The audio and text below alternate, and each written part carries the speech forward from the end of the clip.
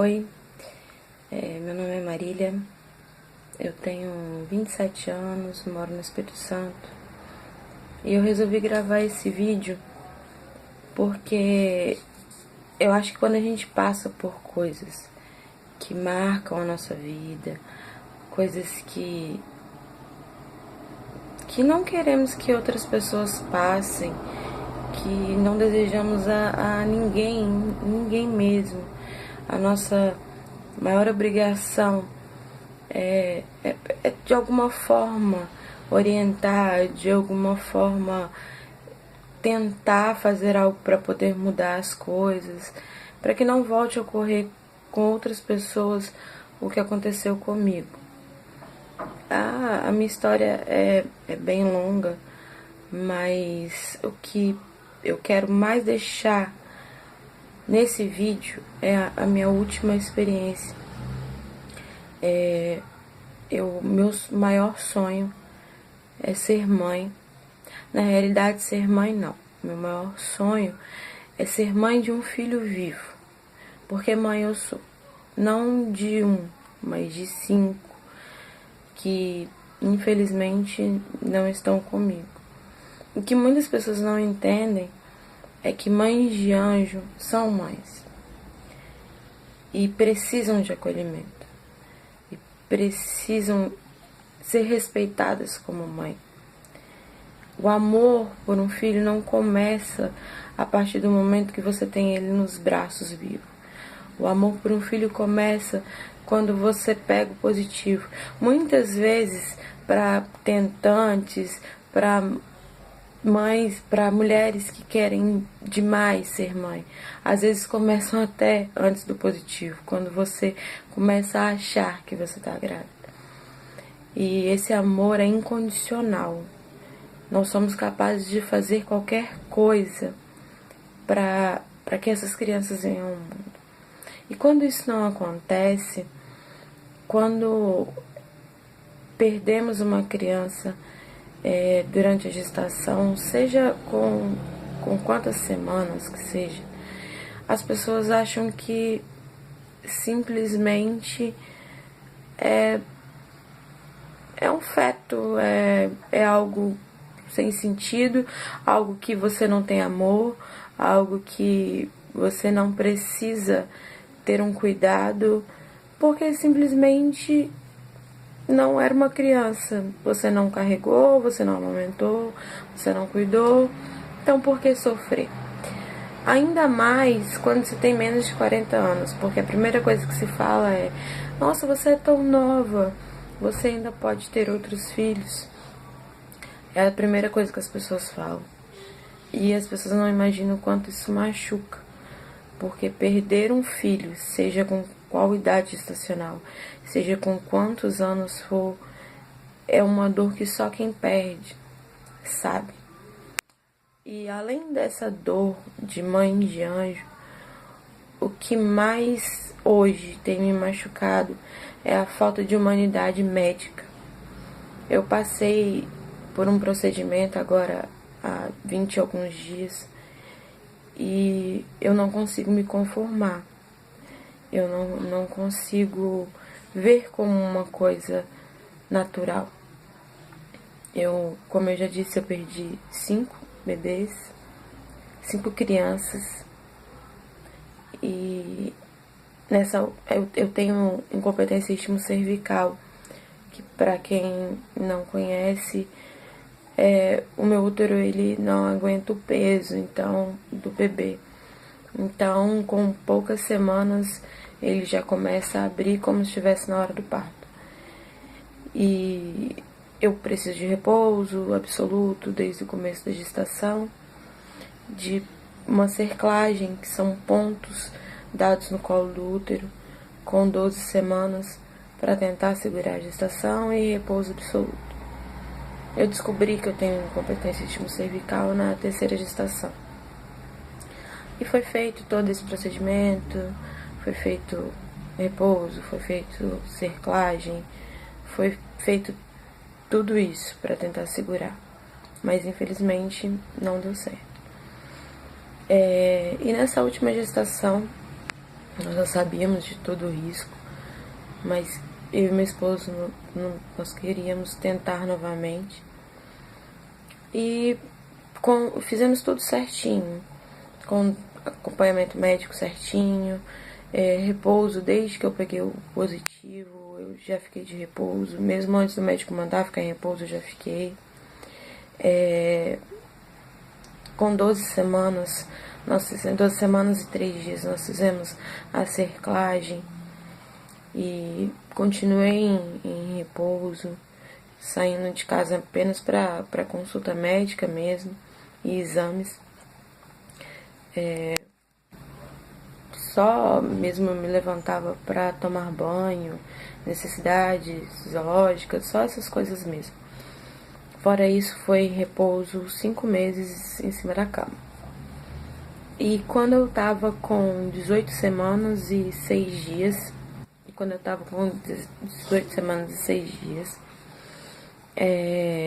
eu senti uma dor forte à noite e fiquei preocupada e fui na minha médica. E chegando lá, ela fez exame de toque e viu que meu colo, mesmo com os pontos da cerclagem, estava aberto, estava com 1 centímetro. E aí imediatamente ela já me mandou para fazer uma ultrassom de emergência. Eu fiz e aí na ultrassom mostrou que o meu colo estava totalmente aberto. Eu ainda não estava com dilatação total, mas o colo estava aberto. Dali mesmo, ela já me encaminhou para o hospital, fui para o hospital de ambulância para poder ficar internada, porque eu precisava de uma assistência médica 24 horas. Não adiantava ficar de repouso somente em casa mais, porque o ideal seria ser acompanhada todos os dias por um médico para ver a evolução. E assim foi feito. Eu fui para o hospital, fiquei no hospital. E durante 18 dias no hospital, em repouso, tudo, eles falavam que como ainda não tinha uma idade gestacional acima de 22 semanas, não podia ser dado medicação para amadurecimento de pulmão, ainda não tinha condições para isso, que a gente tinha que aguardar. Quando eu tava com... Aí eu fiquei no hospital 18 dias. E aí eu fiz 20 semanas e 2 dias. E aí, no dia 6 de outubro, a minha bolsa rompeu. E aí a gente já entrou em desespero, porque sabíamos que não tinha mais como ser evitado o parto.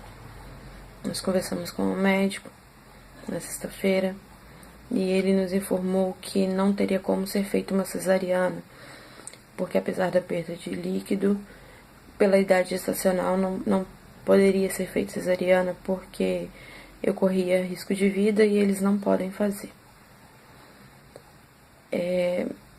E a gente, na realidade, o que mais marca a gente nisso tudo em relação a médicos é que eles tratam desde já como um bebê inviável, como algo que tem vida, mas que não tem o que ser feito. Simples assim. Simples. Vai ficar ali até nascer e morrer. É assim pra eles. Pra muitos deles, né? E aí assim foi feito. Eu fiquei de repouso na cama, não podia me levantar nem pra banho, nem pra nada. Isso na sexta-feira. Quando foi no sábado, eu continuei de repouso. Quando foi no sábado, por volta de 8 horas da noite, eu comecei a sentir dor. E como eu já tinha passado por isso 4 vezes, eu sabia que era dor de parto, que ele estava para nascer. Então nós pedimos para que a médica viesse no quarto para poder fazer exame, para poder ver como estava. E aí foi falado que estava em troca de plantão, que tinha que aguardar um pouco. Enfim, quando foi 10h30 da noite, a médica apareceu. E eu já tava com muita dor mesmo. E ela fez exame de toque e falou que meu colo tava totalmente dilatado e que ela já conseguia tocar partes fetais, né? Ela já conseguia tocar ele e sabia que ele já estava no canal, já estava para nascer. E aí veio a nossa surpresa. Ela resolveu que eu não precisava ter uma assistência durante o meu parto.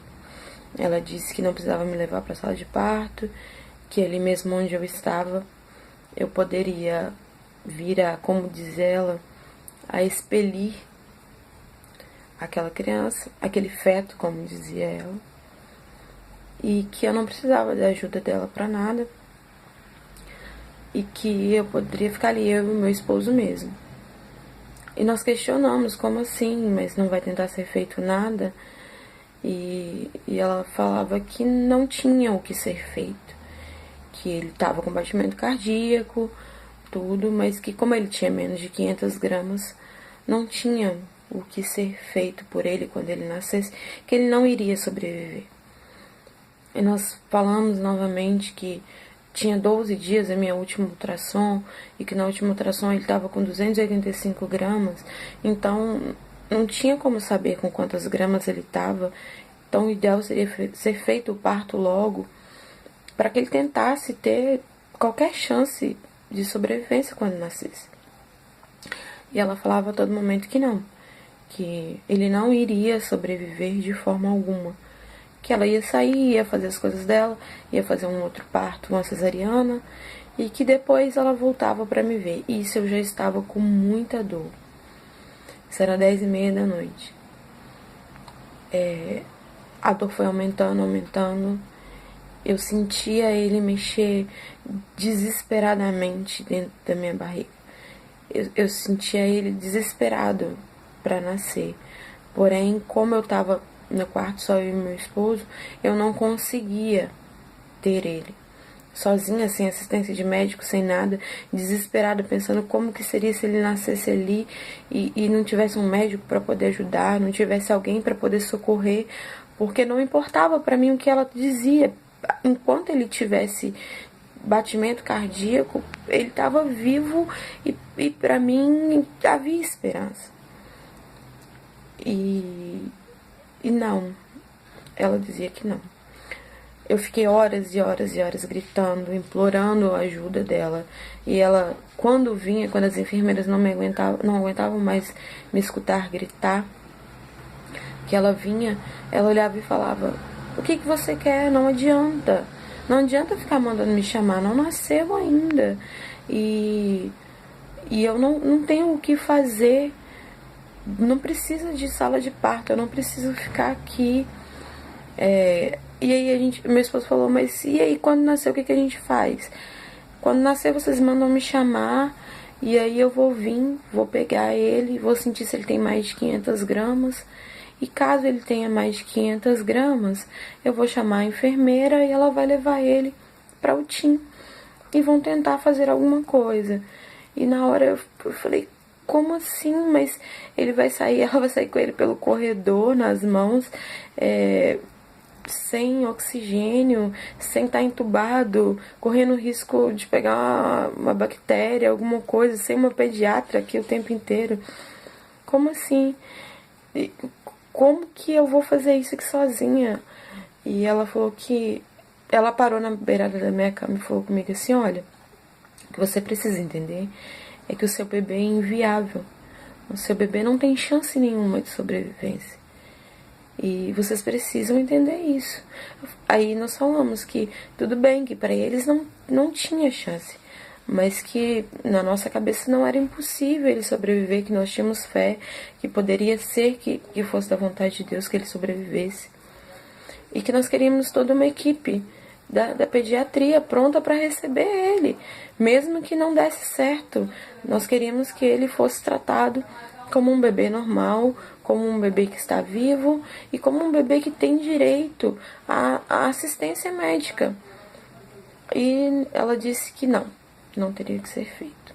Enfim, eu fiquei até de 10h30, a hora que ela foi no quarto, até 2h30 da manhã, gritando e implorando por ajuda dentro do quarto, porque eu já não suportava mais de dor. E aí, quando meu esposo se enfureceu e disse que se ele nascesse ali sozinho, que ele ia arrumar uma confusão e tal. Ela resolveu vir me levar para a sala de parto humanizado. Nem foi para o centro cirúrgico onde ele teria logo após o montinho, não.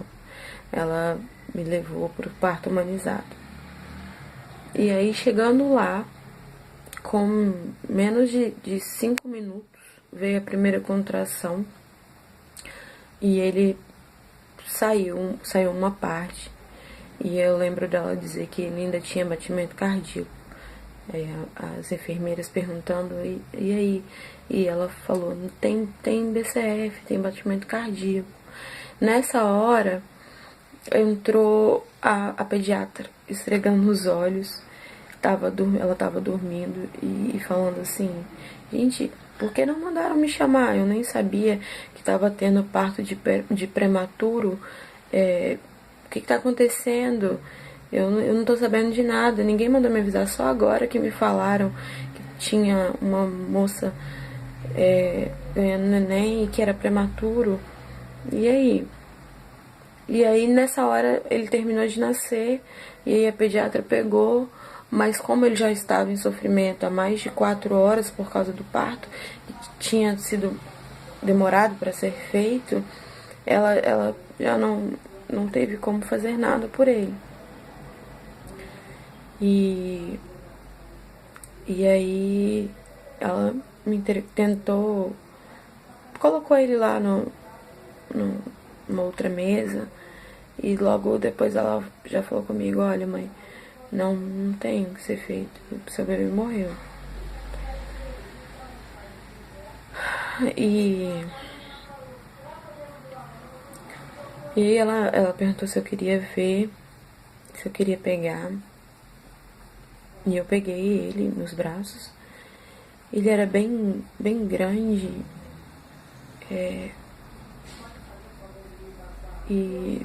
Mas não tinha mais o que ser feito. E aí ela pegou ele de volta, né, depois de um tempo. E nisso veio a segunda parte da negligência médica que aconteceu comigo. A minha placenta ficou presa. Ela disse que, como estava presa a placenta, eu teria que voltar pro quarto e expelir a placenta. E eu falei pra ela que da última gestação a minha placenta também tinha ficado presa, que só conseguiu ser retirada no centro cirúrgico. Tiveram até que chamar um médico mais experiente para poder tirar. E que, como já tinha ocorrido, eu sabia que só no centro cirúrgico que a minha placenta seria retirada, que não teria o que ser feito sem ser no centro cirúrgico, que eu sozinha não conseguiria. E ela disse que não, que era 2h30 da manhã e que ela não ia me levar aquela hora para o centro cirúrgico, que se até 7 horas da manhã eu não expelisse a placenta, que ela me levaria para o centro cirúrgico. E aí ela me colocou aqueles grampos, né, pra prender o cordão umbilical que tava pra fora. E eu tava sangrando muito ainda. Ela me colocou numa cadeira de rodas e me mandou de volta pro quarto onde eu tava. Internada há dias ali, quarto que não tava preparado para receber uma pessoa que acabou de ter uma criança. E ali ela me deixou no meu quarto, sangrando, chorando, implorando de dor de novo, porque a dor de colocar uma placenta sozinha pra fora é pior 1000 vezes do que uma dor de parto. É insuportável a dor. E eu fiquei ali novamente pedindo ajuda, pedindo para que fosse feita alguma coisa. Quando veio um outro médico, e aí ele me levou para o centro cirúrgico. Com muito custo, ele me levou para o centro cirúrgico. E ainda foram ligar para anestesista de plantão, porque não tinha anestesista de madrugada no hospital. Eles ficam sob aviso, né? Só vão no hospital caso seja necessário. E ainda foram ligar para ela. E ela chegou, devia ser por volta de 5h30, por aí da manhã. E eu não suportava mais de dor. Era muita dor. E eu lembro que a anestesista ainda chegou falando assim: por que essa moça grita tanto? Que dor é essa que ela tá sentindo? Porque você já não teve o parto? A dor pior já não passou? Para que gritar tanto? E aí o médico ainda falou com ela assim: não, ela tá com a placenta presa. A dor é como se fosse uma dor de parto. E, e aí ela ainda brincou: ah, não, moça, agora eu entendi porque você tá gritando tanto. Enfim, foi feito a cirurgia para retirada da placenta, a curetagem para restos, né, de parto e tudo. E aí depois me levaram para a sala de repouso e lá eu fiquei. Quando vieram me buscar para voltar pro quarto, até o prontuário a médica esqueceu de prescrever. Até o prontuário com medicação, hora que eu teria que fazer as coisas, ela esqueceu de prescrever e eles não sabiam nem o que fazer, se me deixavam no centro cirúrgico, se voltava comigo pro quarto. Enfim, como eu não, já tinha passado o tempo do centro cirúrgico, eu tinha que descer e aí eles me levaram sem nem saber que medicação que eu deveria tomar depois da cirurgia. Acho que tiveram que ligar para ela poder dizer o que era para poder fazer. E aí nós achamos que toda negligência, tudo que a gente podia passar naquele hospital de ruim já tinha acontecido. Até que por volta de umas 11 horas, mais ou menos, do domingo, veio o rapaz dizendo que nós teríamos que enterrar o meu bebê. E aí nós questionamos ainda, então quer dizer que ele nasceu com mais de 500 gramas, porque nós sabíamos que nós só teríamos direito de enterrar se ele tivesse mais de 500 gramas. E ele não, ele nasceu com 275 gramas. E a gente ficou naquela, mas por que então que é nossa responsabilidade enterrar? Ele, não, o hospital disse que é com vocês, não sabia explicar direito. Enfim, ele falou, olha, eu sei que vocês estão muito abalados, que vocês não estão com condições para poder ir lá resolver isso. Eu vou levar ele para onde tem que ser levado. E amanhã vocês têm que ir lá com a funerária para poder retirar. Porque eu disse que se tivesse que fazer enterro, que eu queria estar presente. Eu só teria alta na segunda-feira. E aí ele levou o meu bebê e logo depois ele voltou dizendo que não aceitaram ele lá porque ele era muito pequenininho, tinha menos de 500 gramas e que não era com eles, que era com o hospital, que o hospital que tinha que enterrar. E aí depois ele voltou novamente dizendo que não, que éramos nós que deveríamos enterrar. E aí nós arrumamos tudo, arrumamos funerária, tudo, para na segunda-feira ir buscar quando eu tivesse alta e tudo. Quando foi na segunda-feira que a funerária chegou lá para poder buscar, o hospital não quis liberar, porque disse que não éramos nós que teríamos que enterrar, que era com eles, que eles que teriam que fazer, porque ele tinha nascido com menos de 500 gramas. E aí ficou ainda horas com aquilo, é o hospital, é vocês, é o hospital, é vocês. Até que por fim, antes de me darem alta, falaram, não, tá tudo certo, não é com vocês, vocês não podem levar, é o hospital que tem que fazer. Enfim, é tudo com a gente, tá liberado. Eu vim pra casa e quando foi 5h30 da tarde, meu telefone tocou. Era a moça do hospital perguntando se nós queríamos que fizesse algum tipo de exame patológico nele. E aí nós falamos que não, porque nós já tínhamos feito no bebê da outra gestação e que nós sabíamos a causa da morte, nós sabíamos que não era nada com o bebê, nós sabíamos que era um problema meu mesmo e que nós não queríamos. E aí ela disse, não, tudo bem, agora é com o hospital e tal. E já estava muito difícil para mim aceitar a situação que eu estava vivendo, porque o que essa médica fez comigo foi desumano. Como que pode um bebê que tá vivo, que tá mexendo, que você tá sentindo que ele tá lutando, ser tratado como um morto o tempo inteiro? Eles não quiseram fazer nada. Por mais que pela medicina, pelos livros, como disse ela, ele fosse um bebê inviável, eu acho que enquanto há vida, há esperança. E talvez se ela tivesse feito o meu parto, na hora que ela viu que ele já estava para nascer, ele tivesse tido alguma chance. Eu não estava pedindo para ela fazer milagre, porque nós sabíamos que o milagre só viria do céu. E a gente só estava pedindo para ela fazer o trabalho dela, tentar salvar uma vida, tentar fazer o possível para salvar uma vida, para que ela fizesse o que estava ao alcance dela de fazer. Mais nada, a gente só queria que ele tivesse direito a nascer com uma assistência médica. Eu nunca imaginei que dentro de um hospital particular eu ia passar por isso, porque nós escutamos histórias absurdas no SUS e imaginamos que somente no SUS acontecem essas coisas, mas não, eu estava dentro de um hospital particular e passei por tudo isso.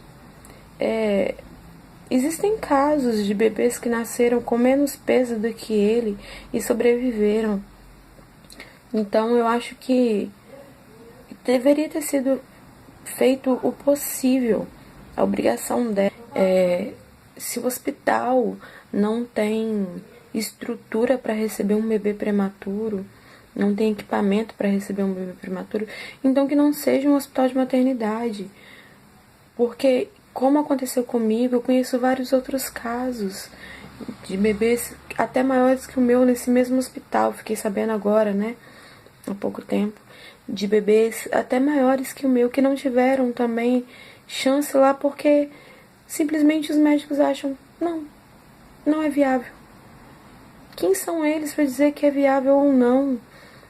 A partir do momento que você se torna médico, você faz um juramento de salvar vidas, de fazer tudo que é possível. É como se chegasse uma pessoa baleada no hospital e um médico olhasse e falasse: não, tá muito difícil, a probabilidade dele sobreviver é pequena demais. E aí, não vai ser feito nada? Não vai tentar ser feito nada? Porque a nossa maior revolta é o não tentar ser feito nada. Eu acho que um médico, principalmente para poder lidar com... para ser obstetra, né? Tem que ter humanidade em primeiro lugar. Tem que saber que ele está lidando com um sonho, está lidando com não uma vida, mas com duas vidas.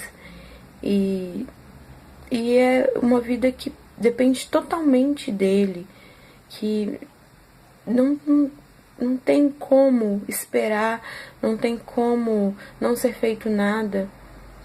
E isso é muito revoltante, você pensar que se o médico tivesse feito, poderia ter sido diferente. Poderia estar agora aqui. Então, eu não quero que ninguém passe por isso. E voltando a falar sobre o hospital, isso eu vim para casa na segunda-feira. Quando foi na sexta-feira, me ligaram de lá do hospital, falando que tinham faltado papéis a ser assinados e que meu bebê ainda estava lá, que eles não tinham feito enterro ainda, que eu teria que ir, que somente eu poderia assinar os papéis, nem o meu esposo não poderia assinar, somente eu poderia assinar os papéis para poder ser feito o enterro. Na realidade, a moça que me ligou não disse nem enterro. Ela disse que eu teria que ir lá assinar os papéis para ser feito o descarte do feto. Quando ela me disse essa palavra, descarte, eu não sei explicar o que eu senti. Foi como se fosse um lixo um bicho que tivesse lá morto e eles precisassem jogar fora. Isso 5 dias praticamente depois dele ter nascido. E eu não tava com condição ainda de sair de casa, eu não tava com condição de ir até o hospital. E ela disse que não, que eu teria que ir, que somente eu poderia ir. Que a partir da segunda-feira, porque na sexta-feira já não daria tempo mais, eu poderia ir no hospital para poder fazer. E aquilo para mim foi terrível, porque você saber que tem um pedaço seu sendo tratado como algo banal é terrível. É desumano o que esse hospital, o que essa médica, o que esses profissionais desse hospital fizeram comigo e que hoje eu sei que já fizeram com outras pessoas. E aí eu fui até o hospital, assinei todo o termo e aí eles fizeram o enterro. Segundo eles, fizeram o enterro. Eu espero que assim tenha sido feito. Então, o meu intuito com esse vídeo são, na realidade, vários intuitos, né? Eu peço desculpa pelo tamanho do vídeo, mas eu precisava colocar pra fora, eu precisava falar, eu precisava fazer com que as pessoas entendessem várias coisas, que ser mãe de anjo é muito doloroso e ouvir certas coisas é muito difícil. Eu acho que o que falta em muitos médicos é a humanidade. Isso tem que mudar. Não é porque não tem grama, não tem tamanho, que não tem que ser feito nada. Não, tem que tentar até o último instante. É uma vida. Ele estava mexendo dentro de mim, ele estava vivo. E eles falando que não tinha que ser feito. Isso não existe. O coração dele estava batendo. Tinha como tentar fazer algo. Eu não estava pedindo para ela poder fazer nada além do que ela podia. Eu só queria que ela tentasse. Eu só queria que ele tivesse chance. Só isso. Esse si nunca vai sair da minha cabeça, da cabeça do meu esposo. E se tivesse feito, e se ela tivesse tentado. Então, além de lidar com a dor da perca, a gente ainda tem que lidar com isso. E é muito difícil. É muito difícil, como mãe de anjo, as pessoas acharem que... Ah, você tem 27 anos, você pode ter outros. Eu posso ter outros 100 filhos, que os 5 que se foram vai continuar doendo da mesma forma. Eram filhos. Eram meus. Era o meu sonho. E eu acho que as pessoas precisam ser mais humanas. As pessoas precisam aprender a respeitar a dor do outro. Não é lidar como uma coisa qualquer, como uma coisa banal. As pessoas precisam entender que a dor do outro precisa ser sentida, respeitada. E muitas vezes isso não é. E é muito difícil para quem passa. E eu não desejo o que eu estou passando para ninguém. Para ninguém passar pelo que eu estou passando. Então, eu espero que com esse vídeo as pessoas possam pensar um pouquinho melhor. Possam parar um minuto e pensar que a vida de um bebê tem que tentar ser preservado até o último instante. Que só pode se dizer que ele é inviável, que ele não tem condições depois que ele está morto. Porque o que seria inviável? Fazer algo por ele e ele ficar com alguma sequela? seria meu filho da mesma forma. Uma criança que desde o ventre já se sabe que tem algum problema é um filho do mesmo jeito. Então com ele não seria diferente. O que é ser inviável para eles? O que? Por que inviável? Eu não consigo entender. Eu não consigo aceitar. Então eu peço que você possa passar esse vídeo para quantas pessoas você conseguir e que isso mude, que existam leis, que os médicos tenham que tentar fazer algo, mudar isso de que com menos de 500 gramas um bebê é inviável. Isso não existe, para uma mãe isso não existe. Para uma mãe isso não existe, em momento algum. Até o último instante a gente tem fé, a gente tem esperança. Então isso tem que ser mudado. A mentalidade dos médicos precisa ser mudada. Em primeiro lugar, eles precisam aprender a ser humanos. Precisam aprender que eles estão lidando com um sonho, com amor, com uma vida. Eu espero sinceramente que algo mude. Sinceramente.